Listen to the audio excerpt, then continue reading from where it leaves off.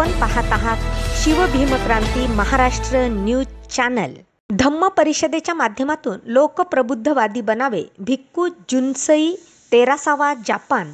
धम्म मिरवणुकीत उसळला जनसागर। जपान येथील पूजनीय भिक्खू जुन्सई 13वा यांची प्रमुख उपस्थिती। बौद्ध धम्म संस्कार प्रशिक्षण चॅरिटेबल ट्रस्ट आणि समस्त लातूरकरांच्या वतीने धम्ममय वातावरणामध्ये पूज्य भिक्खू डॉक्टर उपगुप्त महाथेरो यांच्या मार्गदर्शनाखाली आणि पूजनीय भिक्खू धम्मसेवक महाथेरो यांच्या अध्यक्षतेखाली 6व्या अखिल भारतीय बौद्ध धम्म परिषदेचं उद्घाटन आज दिनांक 25 डिसेंबर 2023 रोजी जपान येथील पूजनीय भिक्खू जुन्सई 13वा यांच्या शुभहस्ते संपन्न झाले। तत्पूर्वी धम्म परिषदेच्या पहिल्या सत्रात सकाळी ठीक 8 वाजता धम्म ध्वजारोहणानंतर पूजनीय भिक्खू संघाच्या नेतृत्वात हजारो उपासक उपासिका यांच्या साक्षीने धम्म मिरवणूक पार पडली। यावेळी पूज्य भिक्खू जुन्सई 13वा म्हणाले की बौद्ध धम्म हा प्रेम, करुणा, दया, शांती यांचा निर्माता आहे। बौद्ध धम्म हा लोकशाहीचे संवर्धन करणारा आहे। तसेच धम्म परिषदेच्या माध्यमातून लोकप्रबुद्धवादी बनावे असे प्रतिपादनही त्यांनी यावेळी केले। धम्म परिषदेच्या उद्घाटनानंतर पूज्य भिक्खू संघाने उपस्थितांना त्रिशरण पंचशील दिले। तदनंतर परिषदेचे प्रमुख अतिथी क्रीडा आणि युवक कल्याण मंत्री माननीय संजयजी बनसोडे, माननीय खासदार लातूर जिल्हा माननीय सुधाकर शृंगारे, माननीय प्रदीप रणपिसे, माननीय भारत आदमाने, माननीय भाई नगराळे, माननीय जोगेंद्र कवाडे, माननीय RE सोनकांबळे, माननीय GK डोंगरगावकर यांचा सत्कार समारंभ करण्यात आला। या प्रसंगी पूज्य भिक्खू महावीरो थेरो, पूज्य भिक्खू पय्या बोधी थेरो, पूज्य भिक्खू सुमेध नागसेन, पूज्य भिक्खू नागसेन बोधी, पूज्य भिक्खू पय्यावंश, पूज्य भिक्खू संघप्रिय, पूज्य भिक्खू रेवत बोधी, पूज्य भिक्खू धम्मसार, पूज्य भिक्खूंनी श्रमानेरी मेत्ता, पूज्य भिक्खू बुद्धशील, डॉक्टर सुधाकर गुळवे, प्राध्यापक कल्याण कांबळे, पृथ्वीराज शिरसाट, मल्लिकार्जुन कराडखेलकर, GS साबळे, प्राध्यापक UD गायकवाड, सतीश कांबळे, अंतेश्वर धोटे, केशव कांबळे, बसवंतप्पा उबाळे, भीमराव चौधंते, शोभा सोनकांबळे, मंदाकिनी गोडबोले, शशिकला सुरवसे इत्यादी हजारोंच्या संख्येने उपासक उपासिका यावेळी उपस्थित होते। पूजनीय भिक्खू संघाची उपस्थिती होती। या प्रसंगी राज्य SC ST कोरम वकील मंडळ महार बटालियनचे सेवानिवृत्त जवान यांचाही सत्कार करण्यात आला। कार्यक्रमाचे प्रास्ताविक पूज्य भिक्खू पय्यानंद थेरो यांनी केले, तर सूत्रसंचालन प्राध्यापक देवदत्त सावंत यांनी केले। आभार प्रदर्शन प्राचार्य दुष्यंत कटारे यांनी केले। कार्यक्रमाच्या यशस्वीतेसाठी उदय सोनवणे, अनिरुद्ध बनसोडे, सुनील बनसोडे, अविनाश आदमाने, बालाजी धायगुडे, सतीश मस्के, समाधान आचार्य, कमल गाडे, निर्मला धोटे, आशा चिकटे, सुजाता अजनीकर, अविनाश आदमाने, ज्योतिराम लामतुरे, विशाल बाहुळे, निलेश बनसोडे, पांडुरंग अंबुलगेकर, गौतम आदमाने, सामूही राहुल शाक्यमुनी, मिलिंद धावारे व सामूहिक महाबुद्ध वंदना तसेच अभिवादनाचा कार्यक्रम घेण्यात आला। सकाळी समितीच्या सर्व सदस्यांनी प्रयत्न केले आणि हा कार्यक्रम यशस्वी करण्यात आला। अखिल भारतीय बौद्ध धम्म परिषदेच्या निमित्तानं तथागत भगवान बुद्ध आणि डॉक्टर बाबासाहेब आंबेडकर यांच्या पुष्पानं, धूपानं, दीपानं पूजा करीत आहेत आणि परिषदेचं उद्घाटन करीत आहेत। पूज्य भिक्खू जुन्सई जी 13वा, इनके कर कमलों द्वारा इस 6वें बौद्ध सम्मेलन का उद्घाटन यहाँ पर हो रहा है। आदरणीय बनते जुन्सई जी, माननीय प्रदीप रणपिसे साहेब,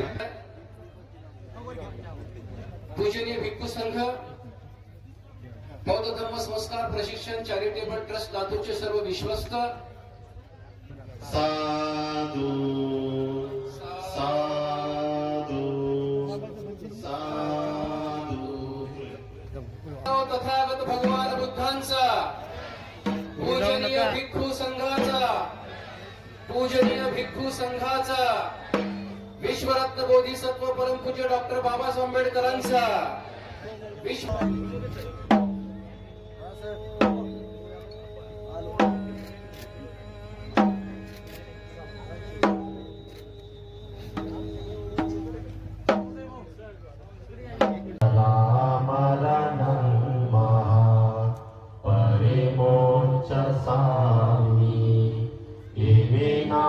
पुण्यकम्ये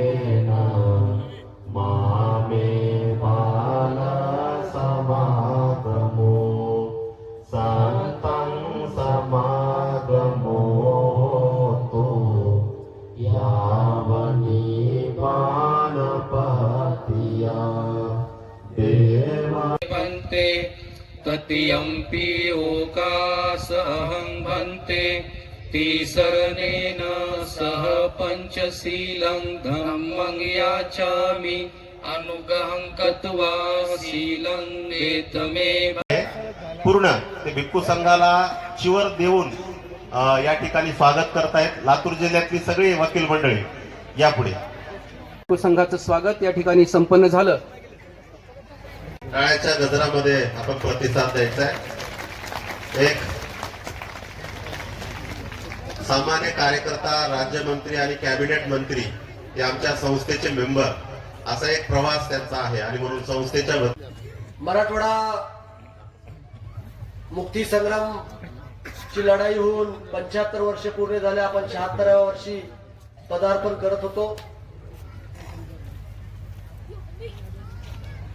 आणि त्याचं झेंडावंदन तुम्हाला माहित आहे माझ्या हस्ते इथे करण्यात आलं. भंतीजीने एक इच्छा व्यक्त केली की मराठवाड्यामध्ये अजेंट्याला कसल्याही परिस्थितीमध्ये अब्दुल सत्तार साहेब आणि तुम्ही पाली भाषाचं विद्यापीठ झालं पाहिजे ही सूचना आम्हाला त्या ठिकाणी केलेली आहे.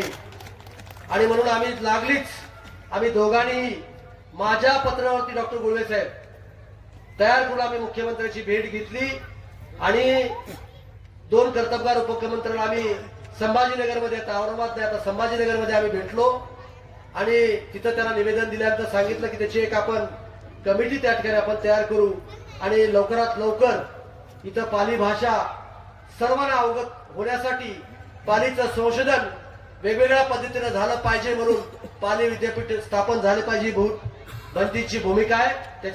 त्याच्यासाठी सुद्धा आम्ही पाठपुरावा करू हा शब्द सुद्धा या ठिकाणी तुम्हाला देतो आणि थांबतो. लेना चाहता हूँ क्योंकि मैं मराठी नहीं आता और मेरा हिंदी भी बहुत कच्चा है. फिर भी बांते जी मुझे को ऐसा समय तैयार किया, मैं भी भाषण देना है, तो मैं ऐसा मौका है थोड़ा कुछ मेरा दिल विचार को आपके सामने खुल के बताना चाहता हूँ. मैं बहुत आज ही खुश है क्योंकि इतना महान धर्म आंदोलन, धर्म पदयात्रा, धर्म सम्मेलन में आप लोगों के साथ बैठा है. 2 महीना पहले बाटे जी, प्रियानंद जी मुझे को निमंत्रण भेजा, आप लातूर में आना है. तब मैं यूक्रेन में बैठा था, यूक्रेन वहां मैं 20 साल से धर्म प्रचार करते रहता हूँ.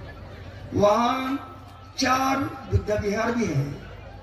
अभी आप सब लोग जानते हैं अभी बहुत खतरनाक युद्ध चल रहे हैं रोज रोज. अभी लगभग 20 महीना तो हो चुका है. हम युद्ध शुरू से यूक्रेन में बैठा था, तो अभी तक शांति के लिए प्रार्थना संघ जीवन चलते रहा. देखिए बांते जी का लातूर का निमंत्रण की वजह से अब भी थोड़ा दिन पहले यूक्रेन से निकल के बहुत लंबा यात्रा करके आज ही मैं आप लोगों के साथ में बैठा हूँ. इतना मैं खुश हूँ. मेरा भारत का संबंध है काफी पुराना है.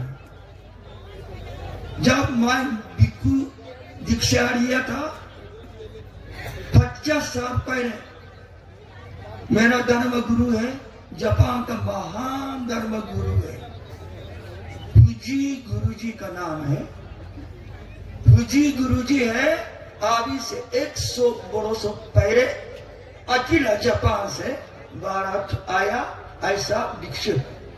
मैं इनका चेला हूं और मैं मेरा गुरुजी के साथ भारत आया है 50 साल पहले. मेरा भिक्षु का धर्म जीवन कार्य भारत से शुरू किया।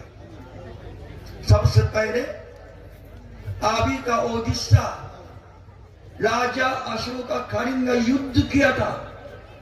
इस युद्ध का नुकसान दुख खतरनाक भक्त कार्य समाज का राजा अशोक का इस जगह का भगवान बुद्ध का अहिंसा शांति धर्म राजा का रास्ता स्वीकार किया। इस इतिहास का जगह पर हम लोग आके विश्व शांति स्तूपा 50 साल पहले अपना हाथ से बनाया है। इसी समय 50 साल पहले ज्यादा बुद्धिस्ट आंदोलन चलता नहीं है कहाँ भी। हम लोगों का जगह है जहाँ कलिंग युद्ध हुआ। इस जगह में रास्ता भी नहीं है, बिजली भी नहीं, पीने का पानी भी नहीं है। हम लोग अपना हाथ से कुआं खोदाई करके पानी दे दिया। बिजली भी नहीं है, टेक्निक भी नहीं है। अपना हाथ से सीमेंट बनाया, लकड़ी को थोड़ा और बांबू से ऊंचा ऊंचा 50 मीटर ऊंचा स्तूपा है, अपना हाथ से बनाया था। ये मेरा भिक्षु जीवन का सबसे शुरू का कार्य है। हम लोग जापान से आया बुद्ध भिक्षु है। मेरा गुरुजी भी जापान का बुद्ध भिक्षु है। 100 वर्ष पहले जापान से अकेला इंडिया आया था।